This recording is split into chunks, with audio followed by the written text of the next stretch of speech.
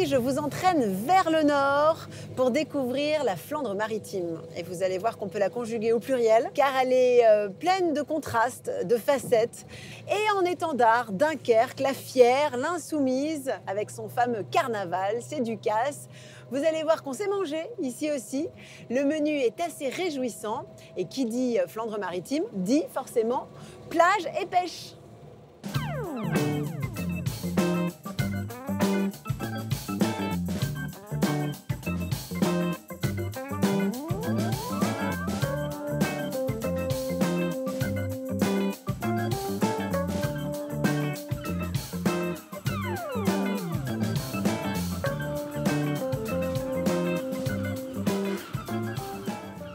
Et bien les voilà, les fameuses plages du Nord. Il faut dire qu'elles sont à la hauteur de leur légende. La dimension, la lumière. Il paraît que celle de Zuidcote, où on se trouve, est une des plus belles d'ailleurs, parmi toutes les plages du Nord. Et alors Zuidcote, je ne sais pas pour les cinéphiles si vous en souvenez, Week-end à Zuidcote, Henri Verneuil, 64, avec Jean-Paul Belmondo. On va surtout parler du menu avec de la sole, mais de la sole à la chicorée. Et oui, on est dans le Nord. Avec du fromage, mais pas du maroilles, mais un fromage néanmoins local. Et puis une brioche un peu spéciale, comme son histoire. Et enfin, l'incontournable croquette de crevettes, qui fait rêver dans le Nord et jusque dans la Belgique. Ben justement, pour les croquettes de crevettes, il faut des crevettes. Et donc, on est venu ici pour accompagner Bruno dans sa pêche à la crevette. Une pêche à pied, évidemment, qui se fait plutôt à marée basse. Et je crois que d'ailleurs, je vois le Havenot, ils sont là-bas. C'est parti. Bruno Demant et son copain Olivier sont en effet déjà les pieds dans l'eau en quête des fameuses crevettes grises. Une pêche qu'ils pratiquent dès qu'ils ont du temps libre et que la météo le permet. Hé, t'as vu? Non, mais ça saute de partout, il y a de la crevette là. Ça, c'est bon. Là, on est bien, on trace un trait droit. Issu d'une famille de marins, Bruno connaît toutes les ficelles du métier dont il a fait, lui, une passion.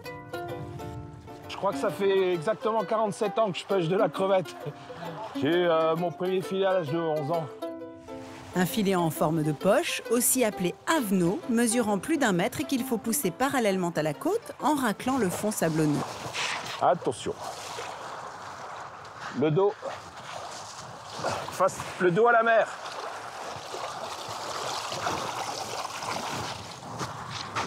Eh ben, tu sais quoi? Moi, je dis qu'aujourd'hui, ça va être bon. Regarde. Ah ouais, ça va être très bien.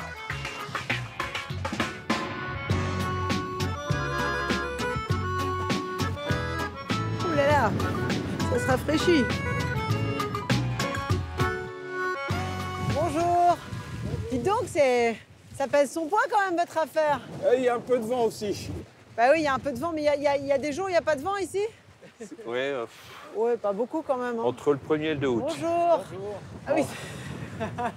Vous avez réussi à sortir quelques crevettes? Ouais. C'est pas mal, ouais. C'est quoi? C'est des grises, Olivier, j'imagine, c'est ça? Des crevettes grises, oui. Mais vous, c'est Même- pas votre métier. Vous faites Non, ça. C'est de la comme ça. passion. C'est une passion. C'est la passion, c'est l'amour d'être voilà, dans l'environnement, la nature et puis l'amitié. Nous laissons l'ami Olivier poursuivre sa pêche en solo et j'embarque Bruno avec tout son attirail.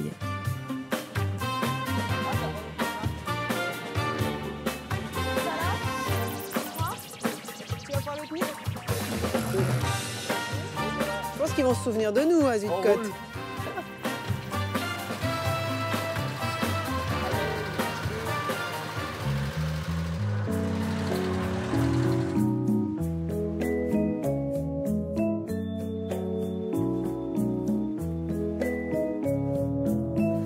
Sur la plage abandonnée, coquillages et crustacés, qui l'eût cru déplore la perte de Près de la maison du pêcheur. La maison du pêcheur. Très jolie. J'entre On par a là? rangé les vacances dans des valises en carton. Je vais les étaler un peu, Ouais. parce que si je les laisse toutes dans le panier, Elles vont mourir vite, ouais. Et, Bien sûr. Et puis elles vont surtout oui, Parce qu'il mourir faut sans vraiment manger. la cuisiner vivante, hein, c'est ça? Voilà. Alors attends, j'attache mes cheveux. Hop.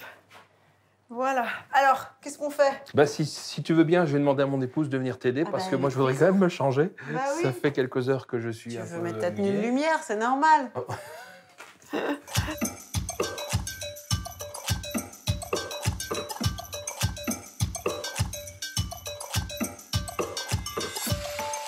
Bruno, qui est maintenant en tenue de ville, sale les 5 litres d'eau de cuisson pour ses 2 kilos de crevettes. Il ajuste le nombre de poignées selon le volume d'eau et de crustacés. Il faut vraiment que ce soit bien salé. Ah Il faut oui, qu'elles dis aient donc. du goût et ça leur donne du goût et de la couleur. Incroyable.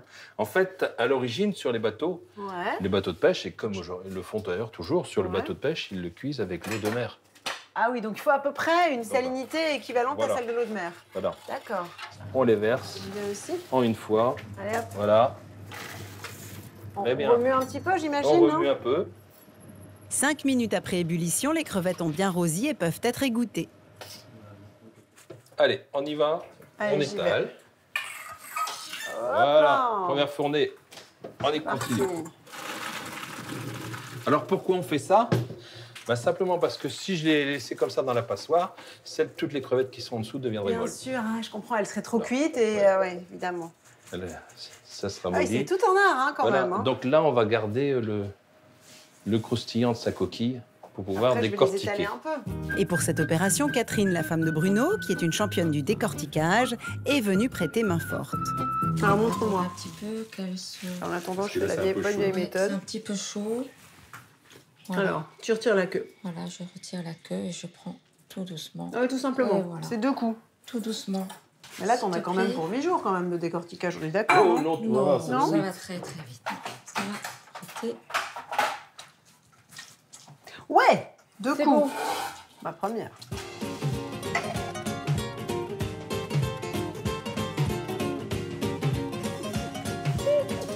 Nous ne sommes pas trop de 3 pour venir à bout de ce monticule de crevettes. C'est bon? c'est bon. Je vais pouvoir commencer à préparer le bouillon pour le fumer. Tu vas utiliser tes carapaces là? Parce qu'en fait, c'est ça qui va donner du goût à mes croquettes. En plus des carapaces, le bouillon est agrémenté de carottes, de poireaux, d'oignons et de vin blanc. Oh, du vin blanc. Là, c'est du gros plan. On va la mériter cette croquette, moi je vous le dis. Hein. Bruno lance maintenant un roux pour la préparation de la pâte avec 150 g de beurre et 300 g de farine. Un peu plus. Ah dis, Encore un peu, oui. c'est dense, hein? Ça C'est ira. ta chou que tu fais. On va mettre un peu de C'est lait. bon? Un peu de lait. Alors, voilà. 25 centilitres exactement. Et pendant que Bruno fouette la pâte à la main, je récupère et passe le fumet au chinois, puis le verse directement sur le roux. Là, on sent déjà l'odeur pour L'odeur une est- croquette. Hein. Ah ouais, sublime. On peut mettre du gruyère. Ouais, j'y vais. On va y assez. On peut mettre les crevettes. Encore un peu? Les crevettes? On met tout. Et plutôt que d'utiliser un mixeur, Bruno préfère battre inlassablement sa pâte à la main. Ouais, c'est un peu comme le décortiquage. Il faut un peu de patience. C'est assez long à faire. C'est tout moi. C'est que Autant vous dire, c'est tout moi. les croquettes de crevettes, ça se mérite. Là, elle est terminée. D'accord. Là, t'es bon, là. Sur la consistance, c'est Voilà. ce qu'il faut. Oui, donc c'est assez ferme quand même, effectivement. Oui. La pâte étalée dans un plat devra rester au frais 24 heures pour se solidifier, comme celle préparée à l'avance par Bruno. Là, on va couper un morceau D'accord. de la pâte. Là, puis là, je vais pouvoir en faire... Pardon. Je pense que je vais pouvoir en faire 3. Là, Voilà. j'ai un morceau. Je le mets dans la farine. Je te le montre une fois. Ouais. Hein, essaie de faire un petit Un peu boudin. rond, un peu, ouais, d'accord. Petit bout. Je passe une fois dans l'œuf. D'accord. Comme une escalope viennoise, un peu. Une fois dans l'œuf. Ouais. Une fois dans la chapelure. Il faut faire chauffer l'huile. Hop. Voilà. Quand je l'ai passé une fois dans la chapelure, je repasse une deuxième fois tu dans pannes l'œuf. 2 fois, d'accord. C'est ça le secret. Il faut encore les laisser reposer au frais, Ah bon? au minimum 1 heure. Qu'est-ce que ça change qu'elle repose au froid? Bah parce que là, je viens juste de les passer dans l'œuf. Il faut Ouais. que ça puisse se refroidir, se consolider une nouvelle fois avec la pâte. Ah bon? Pour me faire patienter, Bruno nous ouvre une bière locale, Nord oblige. À la championne Ouais. du décortiquage, Merci. au Merci. pêcheur émérite. J'en profite pour sortir mon carnet et noter la recette de Bruno sur un coin de table. Pour les croquettes de crevettes grises de Bruno, vous devrez pêcher en mer ou sur le marché 1 kg de crevettes grises vivantes si possible, 100 g de sel, 300 g de farine, 200 g de beurre, 150 g de gruyère râpée, un verre de lait, de l'huile de friture, 3 œufs et du poivre. Et pour le fumet, un poireau, une demi-carotte, 60 centilitres de vin blanc et du persil. Les croquettes qui se font décidément désirer sont enfin prêtes à passer à la poêle et cette fois-ci, ça ne prend que quelques minutes. Allez hop, voilà, je les passe juste. Elles sont généreuses. Mais c'est ça qu'il faut. Voilà. T'as Il reste coupé le plus. feu? Pas tout à fait. Le couvert est mis grâce à Catherine, il n'y a plus qu'à déguster. C'est très impressionnant, surtout quand on sait tout le travail qu'il y a derrière. Honneur aux dames. Magnifique, dis donc, c'est bien croustillant. Oh là là. C'est peut-être un peu chaud. Hein. On va mélanger. Voilà. Très bonne. Merci. Délicieux. Mais tu sais, ce qui est étonnant, c'est ce mélange, finalement, entre le fromage qu'on sent un petit peu et la crevette qui paraît un peu surprenant. Mais ça relève très très bien. C'est très bien. Bravo. Merci. Merci. Bravo. Merci. Ouais, on a bien travaillé.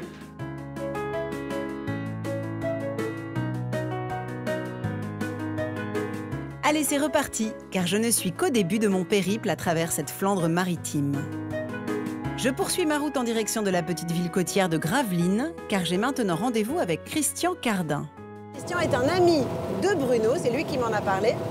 Et Christian, depuis 20 ans, s'est mis en tête de réaliser un projet complètement fou, c'est-à-dire de construire, de reconstituer un navire comme ceux qui formaient la grande marine de Louis XIV. Il a déjà la coque.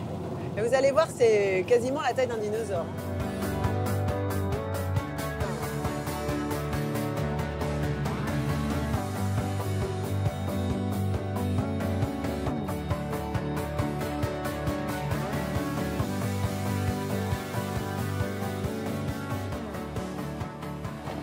Voilà Julie qui arrive. Et puis, donc, on va pouvoir l'accueillir. Ah, Julie. Bonjour Christian. Bonjour Julie. Oh, et on Bonjour, se fait je la vous bise. embrasse. Mais Allez. oui. Enchanté, Sophie. C'est tout l'équipage du Jean Bar qui m'accueille.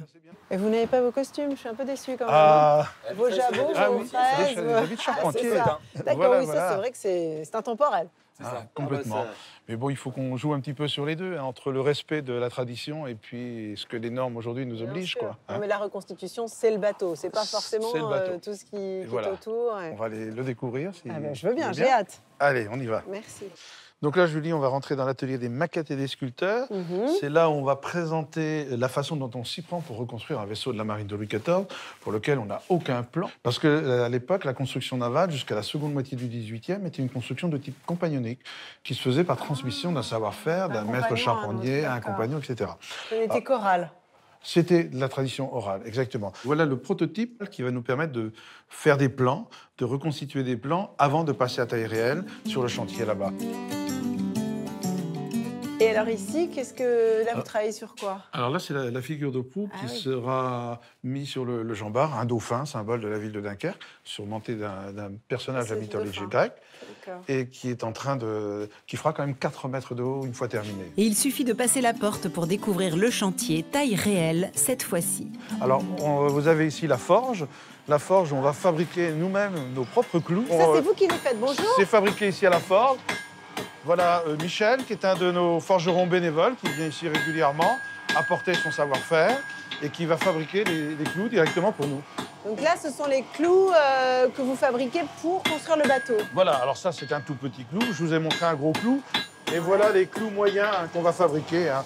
En général, c'est ceux qu'on utilise le plus. hein. Dites-moi, à l'époque, donc au XVIIe siècle, à l'époque de Louis XIV, les forges, elles ressemblent à peu près à ça. Ça n'a pas beaucoup évolué finalement. Non, en technique. c'était à peu près ça. En fait, bon, sur un gros chantier comme ça, comme on sortait des bateaux, il fallait en sortir. Un vaisseau comme ça se construisait en 3-4 ans à l'époque. Nous, ça va être 20-25 ans parce que j'ai pas les moyens de Louis XIV Bien et puis sûr. j'ai pas Et puis, 1000 pas charpentiers. Voilà, pas autant d'hommes. Ils ne sont en effet que 2 dans cet atelier à réaliser artisanalement les 1001 clous nécessaires à la construction du bateau. Voilà un beau clou, le clou du spectacle. D'accord. Voilà. qui va pouvoir ensuite être utilisé pour cheviller les bois. Exactement. À quelques pas de là, le cœur du chantier, l'atelier de menuiserie mené par le fils de Christian, Jean-Édouard, charpentier de marine.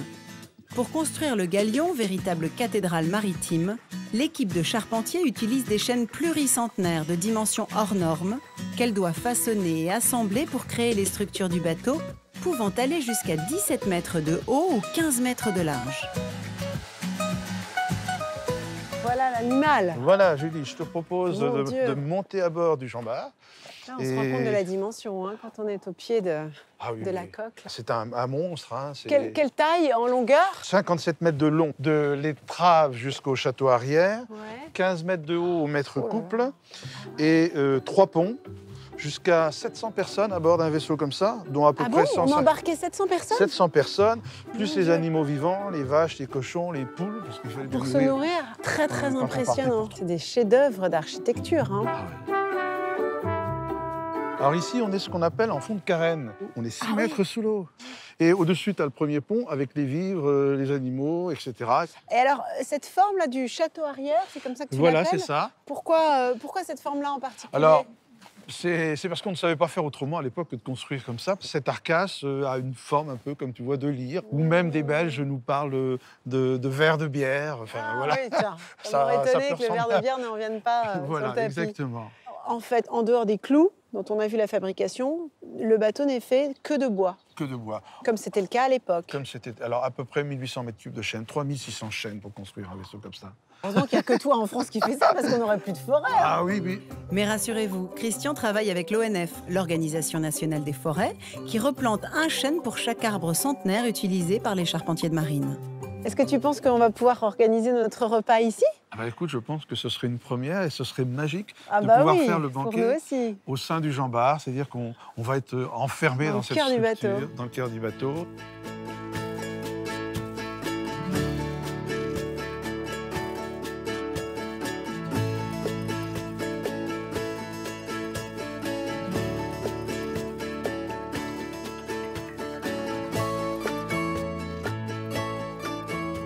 Alors vous n'êtes pas sans savoir qu'un produit est très présent dans la cuisine du Nord et dans la cuisine flamande, c'est la chicorée. La chicorée de l'enfance, quoi. Et nous, on a souhaité rencontrer Agnès, qui a repris le flambeau d'une entreprise familiale, qui est l'une des dernières usines à produire de la chicorée, en tout cas la torréfiée. Et Agnès, qui aime bien cuisiner, nous propose une recette de sole à la chicorée. Il fallait y penser.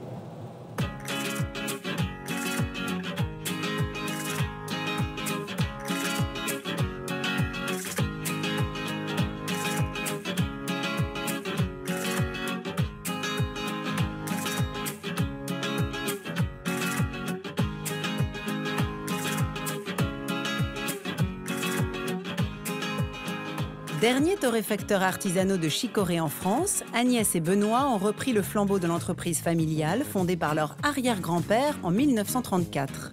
Si auparavant la famille séchait sur place la racine de cette plante, très proche de l'endive et cultivée par les agriculteurs des environs, aujourd'hui Agnès et Benoît font venir la matière première déjà séchée par Christophe.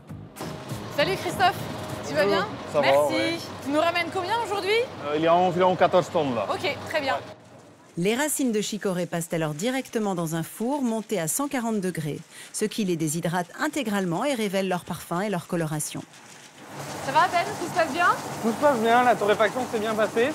Comme tu peux le voir, on a une belle couleur foncée à l'extérieur et à l'intérieur, c'est bien clair. Après chaque passage au four, Agnès et Benoît vérifient dans leur laboratoire la coloration et le parfum des racines, évaluant ainsi si le temps de torréfaction a été suffisant. Mais une fois torréfiées, les racines de chicorée doivent être encore travaillées pour être dégustées. C'est juste des cylindres qui vont avec des dents bien aiguisées qui vont venir broyer la lamelle. Les racines sont concassées plus ou moins finement pour être réduites en grains ou en poudre selon la demande du client et directement mises en boîte. Agnès et Benoît repartent alors pour un tour complet de transformation, et ce, plusieurs fois par jour. Bonjour. Bonjour. Bonjour. Bonjour Agnès. Bonjour Julie. Ça va bien? Ça va, merci. Ben oui, et dis donc, alors j'ai vu le produit d'un côté, il ressort de l'autre un peu plus foncé, donc il a été torréfié, c'est ça? on va caraméliser les sucres et donc on obtient une couleur foncée comme celle-ci. Les arômes, les goûts sont ainsi révélés. Comme pour du café ou des fèves de cacao, c'est le même principe. Oui, c'est ça, c'est porté à température en fait. Et là, si je goûte, ça a quel goût? Ah, vous pouvez goûter, alors c'est très fort. C'est fort. Bah, oui, voilà. Ouais, il y a un petit goût de café, Ouais, effectivement. c'est ça, ouais, voilà. Une torréfaction lente, ici, artisanale, Et pendant plus de 3 heures. une amertume assez prononcée. Tout à fait. Caractéristique de la De la chicorée. chicorée, Voilà. bien sûr. Et en fait, ce process, qui l'a inventé? C'était lié à une activité brassicole de la région. On séchait en fait le malt et des personnes se sont dit on va essayer aussi avec la chicorée. La torréfaction s'est mise en place. Mais en revanche, c'est une boisson qu'on ne fait pas fermenter, contrairement à la bière. Tout à fait. J'ai le souvenir à Lille d'une crème brûlée à la chicorée excellente. Et depuis, je le refais d'ailleurs à la maison. Parce que j'avais adoré la recette. Je crois que c'est assez traditionnel ici, non? Oui, c'est ça. C'est bien proposé dans les restaurants de notre région. Et c'est vrai que la chicorée donne vraiment beaucoup de caractère aux recettes. Un côté caramel d'ailleurs. Tout à fait. Mais c'est une version salée qu'Agnès me propose aujourd'hui, alliant sa chicorée à un autre produit phare de cette région côtière, la sole. C'est dans la maison familiale et attenante à l'atelier que je vais découvrir cette recette.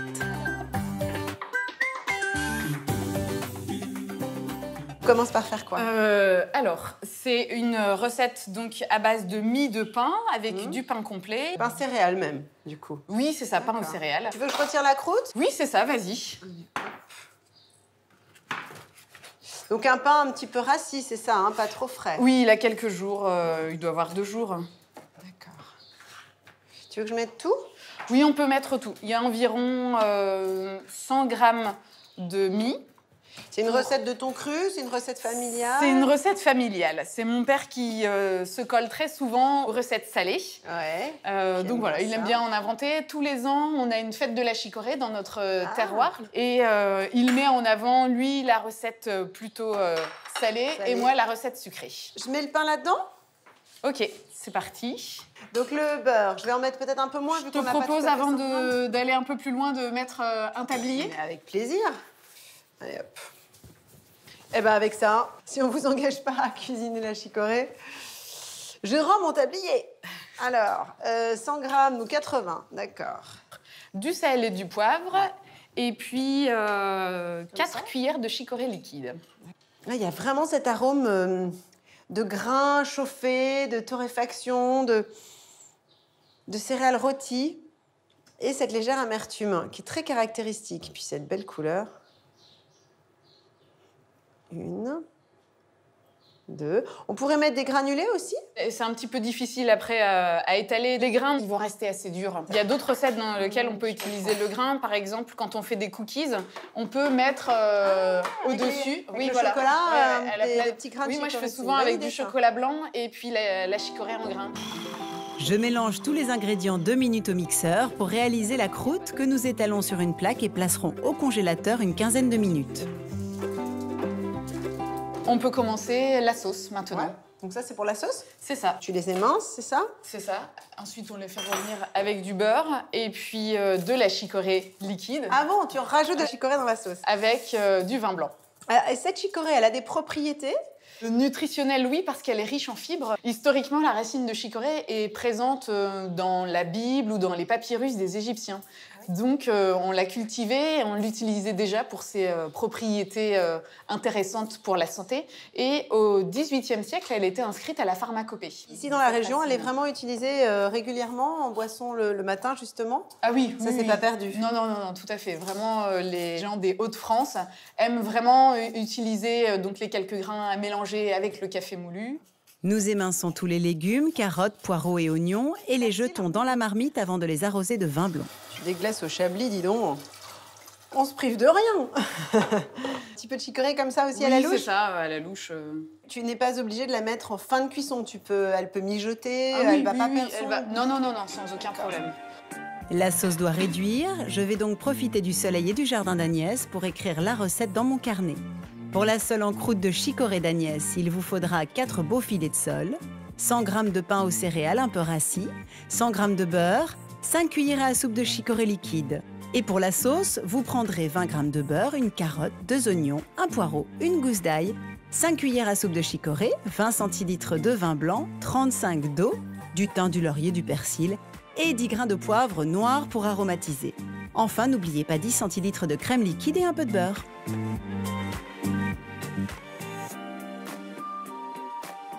Donc tu précuis tes filets de sole avant de mettre la croûte, c'est Oui, ça? c'est ça. 5 minutes. Tu les mets là-dedans? Tu veux me beurrer un petit peu ou pas? Un petit filet d'huile d'olive. D'huile d'olive, d'accord. Voilà, dans le fond.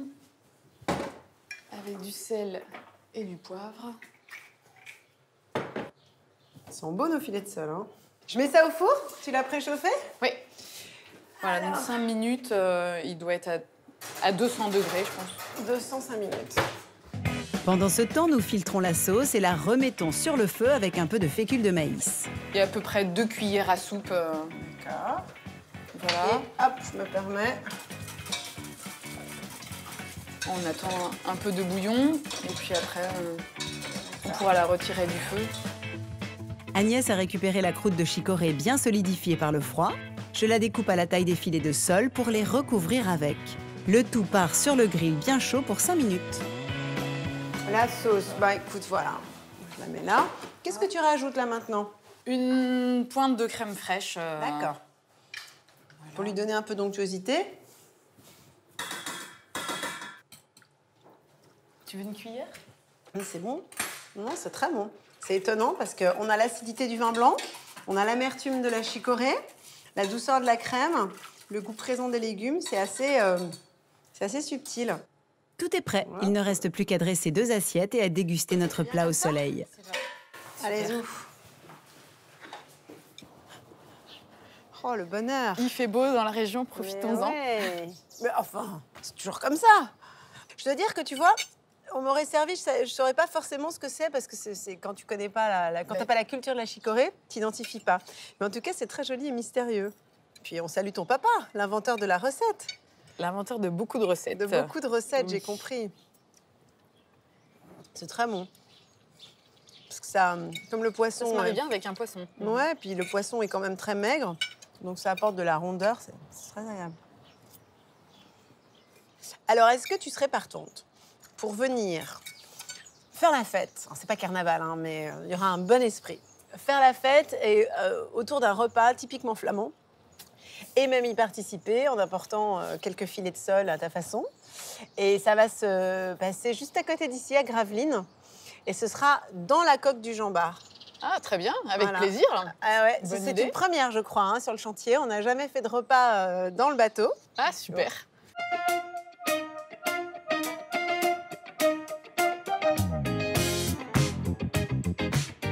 Eh bien, moi, j'ai trouvé ça délicieux, cette petite sole en croûte de chicorée. Je pense que je vais refaire ça à la maison.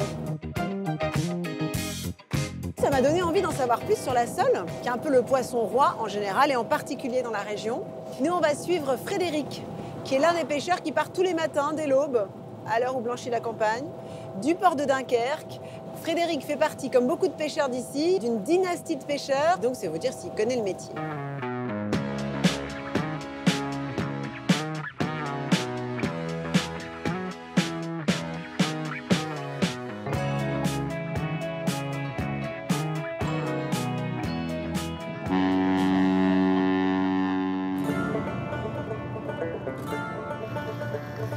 L'homme qui prend la mer, c'est la mer qui prend l'homme.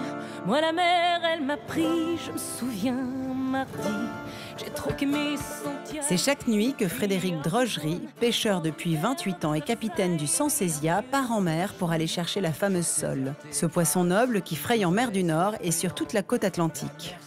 Avec son équipage, il est en route pour récupérer les filets. C'est un filet qu'on pose la veille au soir ou au matin et qu'on relève dans la nuit, quoi. Comme ici, là, il est 4 h du matin. C'est un filet qui travaille 5-6 heures sur 24 heures, parce qu'il ne travaille que quand il n'y a plus de courant, quoi, il n'y a plus de marée, quoi. C'est une pêche douce, on va dire. Et on arrive à la pêcher 7-8 mois de l'année, quoi. Là, on a 4 filets de 3000 mètres à peu près.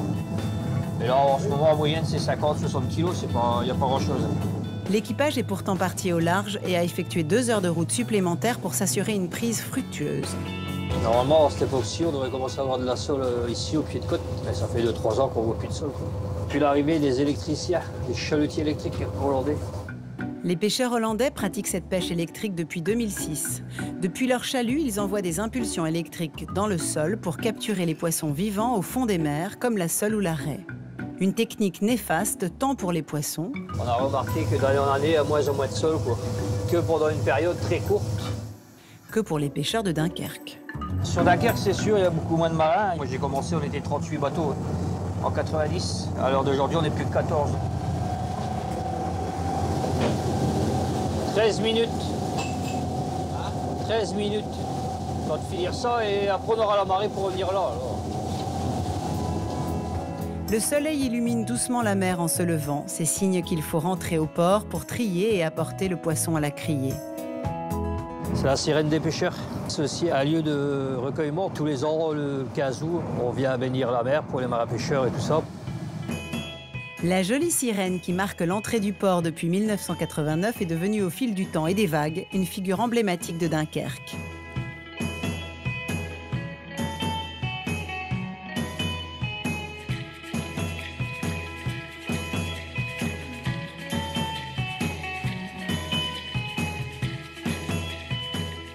Après cette virée en haute mer, retour sur le plancher des vaches où une dernière recette qui n'est pas sans piquer ma curiosité m'attend. Alors, on reprend la direction de Gravelines. Ce sont deux femmes qui vont nous accueillir, qui vont nous proposer leur recette de cululute.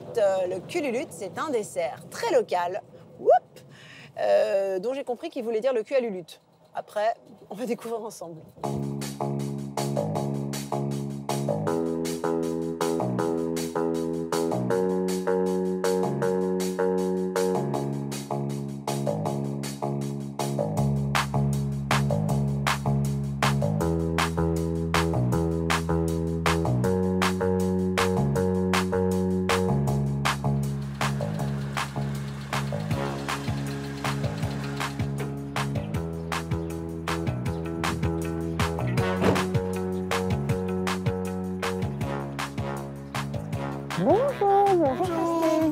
Bonjour Paulette. Bonjour Julie. Bonjour. Ça va bien? Mais oui, ça va très bien. Je rentre. Allez. Oh bah, vous avez déjà tout aménagé, disposé. Ah, elle a tout préparé. Ah, on sent qu'il y a du métier. Alors, Alors racontez-moi l'histoire de cette recette, parce que déjà le nom, cululute. Qu'est-ce que c'est que le cululute? Le cululute, c'est un pain raté à la base. Un pain raté? Oui, par le boulanger qui était aux Huttes, donc c'est un mot de Gravelines. Donc c'est pas loin d'ici. C'est pas loin d'ici. En fait, c'est une recette très confidentielle. Attends, Paulette, là, qu'est-ce qu'elle nous fait là?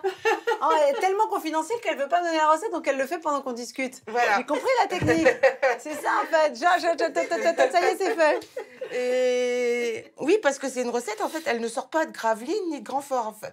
Je crois qu'on est les seuls en France et au monde à faire cette recette-là. Ouais. Alors du coup, j'ai suivi un peu là ce que nous a fait Paulette. Donc une cuillère, alors là on en est à 2, c'est ça? Une cuillère. 2 cuillerées à soupe de sucre pour 1 kg de farine avec une petite pincée de sel en prime. Christine part faire fondre 175 g de beurre en cuisine.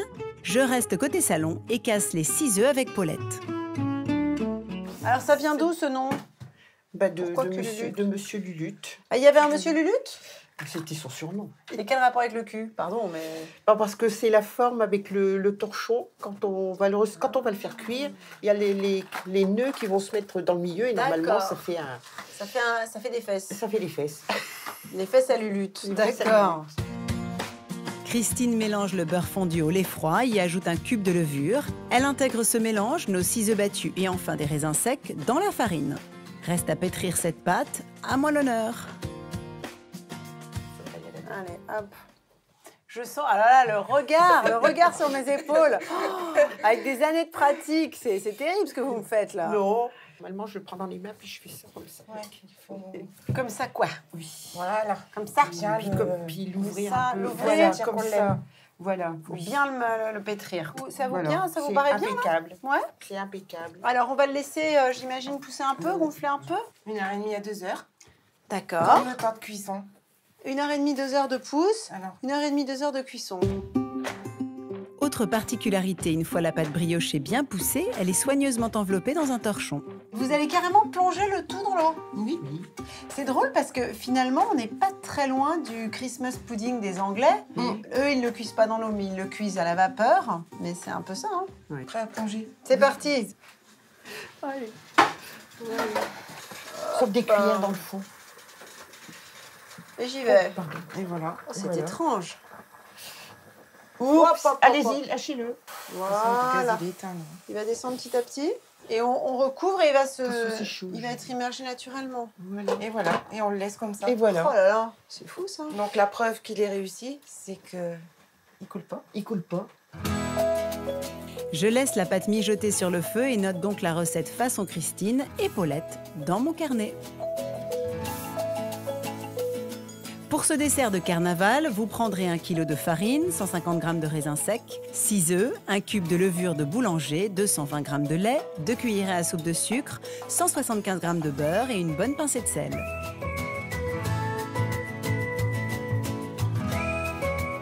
Nous préparons la fameuse sauce d'accompagnement à 6 mains. C'est un véritable sirop d'alcool avec 80 g de rhum, 100 g de vergeoise et 100 g de beurre qu'on laisse sur le feu pour épaissir. Nous pouvons revenir maintenant à notre pâte briochée qui a bien cuit. Je vous laisse le sortir. Oui, roulement de tambour. Oui. Ensuite, la baguette magique. Ah, pas mal. Parce que là, c'est très chaud. Chaud bouillant. Elle n'aime pas se brûler. Ouais. Je fais confiance au nœud. J'espère, parce que alors là, top. Voilà. Et voilà pourquoi le cululute. Voilà. Il a la forme d'une paire de belles fesses rebondies. Ah, d'accord. Voilà. Là, on ne peut pas dire que ce soit flagrant, mais Non. il a une forme en tout cas très personnelle. Voilà. Le gâteau se mange en tiède. Sur les conseils de Paulette et Christine, nous le dégustons dans la foulée. Elle est belle la pâte, hein. Elle est très homogène. Allez, j'y vais à la main, à la bonne franquette. Donc là, en fait, l'idée, voilà, des tranches épaisses qu'on recoupe. Je me suis emballée là. On peut faire 3 là. Voilà. Tu peux servir? Oh, mais avec plaisir. Comme c'est un gâteau assez dense, c'est vrai que ça supporte le rhum. Hein. Alors moi, j'ai décidé d'organiser un carnaval aussi, à ma façon. C'est un grand repas dans la coque d'un bateau, pas fini. C'est un concept, ça c'est... Le bateau pas fini, je pense que vous le connaissez. Oui. C'est le Jean-Bar. Et j'aurais bien aimé que vous puissiez venir avec ce qui nous reste de cululute. Et puis un petit peu de sauce si ça vous va bien. Impeccable. Ce sera fait. Ce sera fait. Eh ben, c'est gentil. Merci beaucoup. Je pense qu'il va y avoir des amateurs. Jamais assez. Jamais assez. C'est très bon.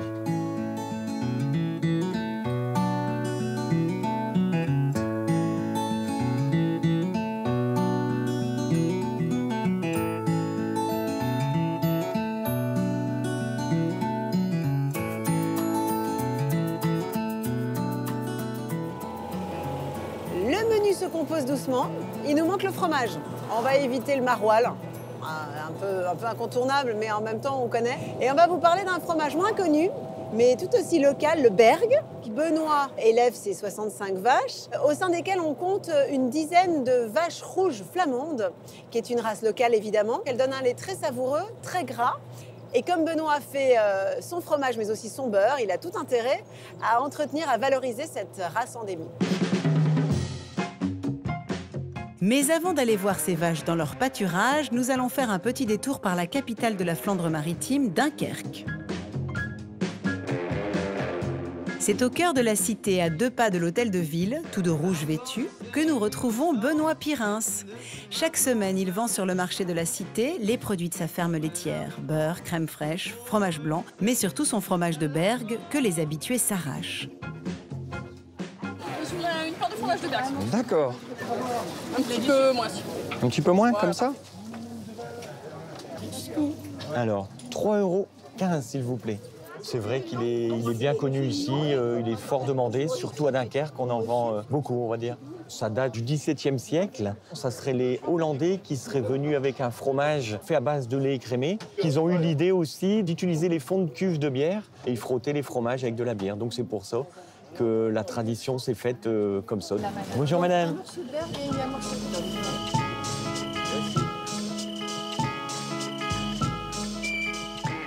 Si à l'origine ses parents agriculteurs produisaient exclusivement du lait, Benoît a voulu en 2005 valoriser et transformer le produit de leurs vaches.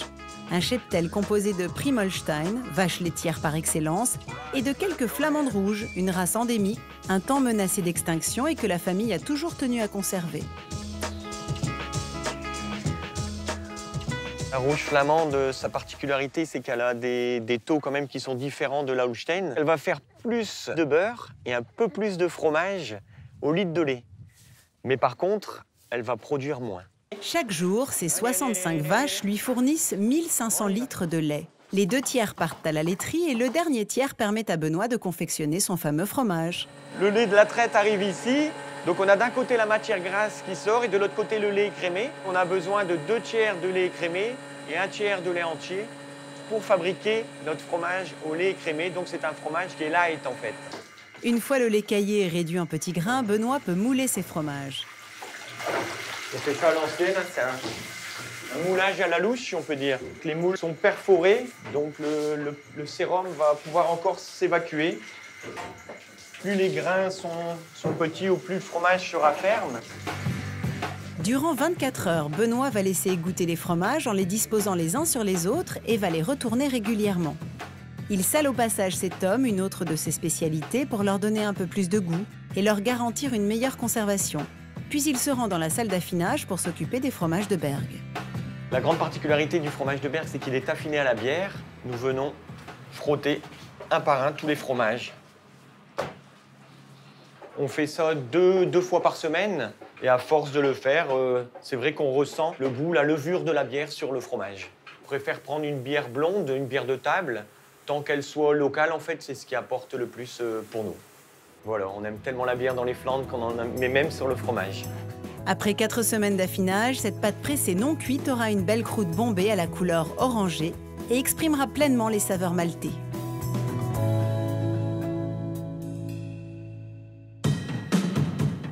Ça y est, nous avons tous les mets pour notre banquet. Je retourne donc sur le Jean-Bar où Christian a proposé de nous accueillir.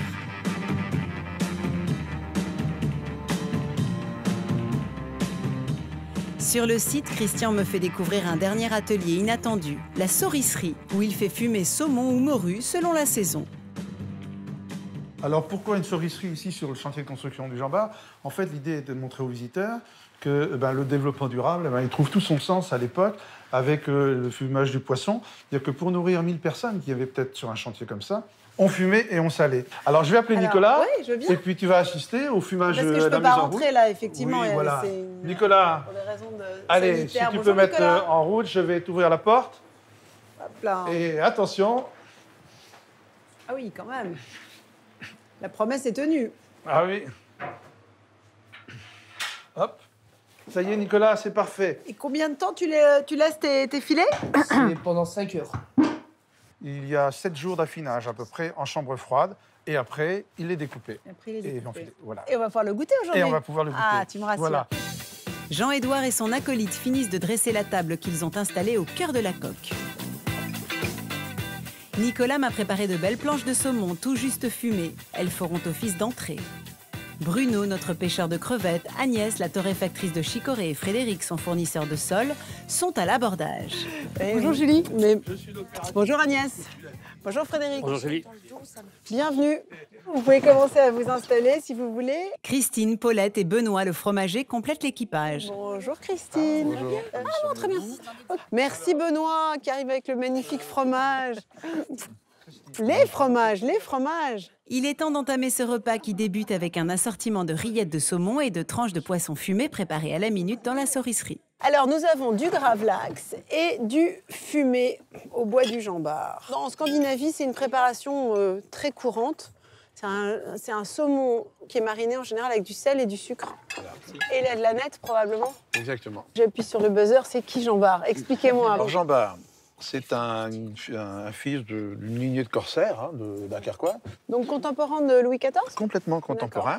Et donc, quand la France a déclaré la guerre à la Hollande au moment de la guerre de l'Alliance d'Augsbourg, le Jean-Bar, qui naviguait sur le 7 provinces, a dû choisir entre le roi de France et la Hollande. Et Jean-Bar va choisir le roi de France, va commencer sa carrière, on va dire, comme corsaire, essentiellement, va gravir tous les échelons de la Grande Marine de France, et Louis XIV va d'ailleurs le faire anoblir en 1694, et pour le remercier des services rendus à la nation, Louis XIV lui a fait construire au Havre un superbe vaisseau, ce qui était en soi un hommage suprême. Il parle bien, hein? C'est bon. Il va falloir que tu sois à la hauteur, parce que j'ai cru comprendre que t'allais prendre... Il y a des années d'expérience derrière. Mais dis-moi, toi, t'as décidé...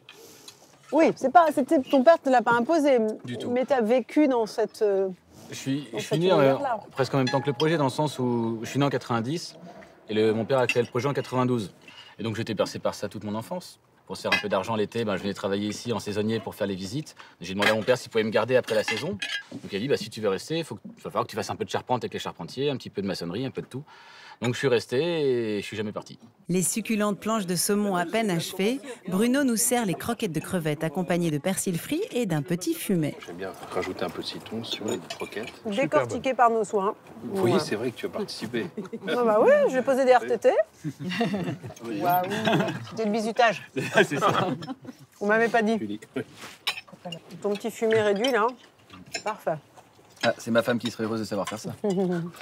C'est très facile. Tu te lèves tôt, tu vas pêcher les crevettes. Mais Frédéric, toi, tu pêches la crevette? Alors d'aujourd'hui, très peu de bateaux, il reste quoi, 2-3 bateaux à crevettes encore.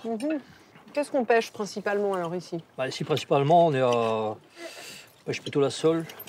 Après, on se diversifie sur le turbo ou la plie ou la sèche, comme en ce Des moment. poissons plats. Ah, la sèche aussi. La sèche, oui. D'accord. Frédéric n'est pas le seul lié à la mer à cette table. Ici, tous sont des aïeux marins islandais. Ces fameux pêcheurs du Nord qui partaient jusqu'en Islande chercher la morue. Par ton père, fille, petite-fille et arrière-petite-fille de pêcheurs. Toi, c'est une dynastie de pêcheurs aussi ou pas? Aussi, oui. Grand-père islandais aussi, oui. Grand-père islandais. Et toi, oui aussi, hein? C'est pareil, oui. Arrière-grand-père islandais? Arrière-grand-père, oui. C'était un métier difficile, qu'on disait même un métier de bagnard. Alors ici, ils pêchaient du bord du bateau. Ouais, c'est vraiment très ancré dans tout votre patrimoine à tous, ce passé-là. Nous restons dans le thème marin avec le plat de sole d'Agnès. Alors la sole, la chicorée, attention. Très bien. Donc voilà encore une affaire familiale, Julie. Mais oui, absolument. L'une des dernières aussi, parce qu'elle m'expliquait qu'il y avait quasiment plus de... Oui, on est torréfacteur de chicorée. Notre famille est le dernier artisan torréfacteur de chicorée en France.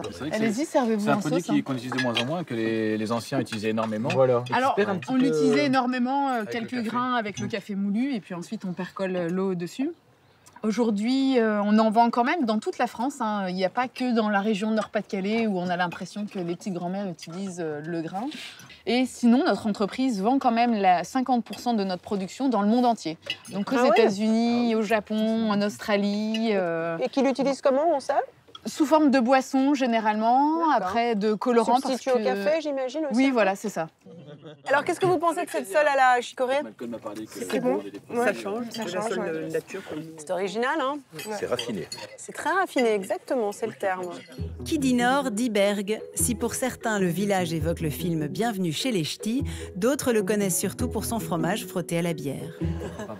Donc voilà la bière avec laquelle j'affine le fromage. Ah, tu affines, les deux fromages sont affinés à la bière? Les deux fromages sont affinés à la bière. Donc c'est un fromage, je regardais ton étiquette, qui est assez maigre, hein, c'est ça? Tout à fait. 11% Le de fromage matière de Bergue, sa grande particularité, c'est qu'il est fait à partir de lait écrémé, avec 70% de lait écrémé. Et la tome, là, par contre, c'est que du lait entier. D'accord, donc ça c'est la tome, Voilà. et ça c'est le fromage de Bergue. Et donc forcément, ça s'accompagne de ta fameuse bière de Flandre. Elle est très claire. Allez, j'y vais. Il n'y a pas un rituel spécial pour le couper, hein? Non, non, non. Et on peut venir l'acheter à la ferme, votre fromage? Ils sont bons. Oui, on a un petit super. magasin à la ferme. Hop. On fait des marchés, on a beaucoup de crèmeries ou des... Combien y a-t-il d'éleveurs qui fabriquent ce fromage dans la région? Je crois qu'on doit encore être une dizaine. Encore? C'est-à-dire que ça réduit comme peau de chagrin, c'est ça? Ça diminue petit à petit quand même, ouais. Après, c'est vrai que ça demande beaucoup de travail. Mais quel résultat est délicieux. Wow. Ouais. Encore les Très, très bon. Très bon. Eh ben, merci. Mais celui-là, a la même teneur en matière grasse? Non, non, non, du tout. Ça c'est un peu plus gras. Voilà, un peu plus grand. Ouais. Nous finissons en beauté ce repas que le grand corsaire Jean Bart n'aurait pas renié, j'en suis sûre, avec l'incroyable spécialité de Christine et Paulette. Oh, et voilà le cululute. Il est bien rebondi. Hein. C'est une pâte à brioche mangée chaude inondé de sauce au rhum. Voilà. Bien. Parce qu'en fait, tout le monde me dit qu'il est excellent le cululute. Je veux bien le croire, mais ils sont très fans de la sauce quand même. Ouais, c'est ça. À sec, je suis pas sûre. Ouais, à sec. Ça doit être un peu calé. Hein. Ah, ça, tu peux partir, peux partir en Islande. Oh la vache. C'est fait pour aller en mer. Dans la tradition, ils en faisaient avant de partir. Il a la réputation de s'assécher, donc en fait de pouvoir être mangé longtemps. Donc ça, c'est le dessert de carnaval un peu. Ouais. Ça tient bien et puis on peut y aller, quoi. Surtout que le carnaval, c'est pas en été, hein, forcément, ici chez nous. On a choisi le bon mois. Pendant le carnaval, j'imagine qu'il y a des chansons. Vous voulez pas me faire une chanson locale? Depuis 3 jours, t'es déguisé, t'es maquillé et t'as picolé.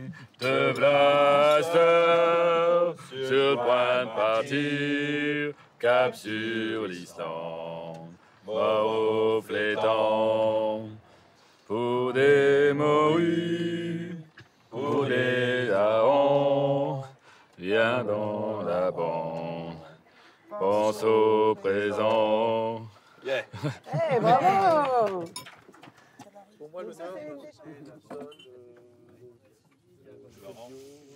On va se rentrer. Je crois que c'est la 4e ou 5e fois que je viens dans le Nord et à chaque fois je me dis la même chose. Mais qu'est-ce que j'aime cette région, ces gens qui sont si entiers, si généreux, qui sont aussi surtout si attachés à leur patrimoine, à la transmission. Il n'y a pas de présent ou d'avenir qui ne se conçoit sans cette transmission, que ça soit dans le fromage, dans les bateaux, dans la charpente de marine ou dans le cululute. Si vous voulez vous donner une chance de recevoir un peu de ce patrimoine, un peu de cette transmission, un peu de cette chaleur humaine, eh ben venez ici. Ou sinon, continuez à regarder les carnets de Julie. Salut!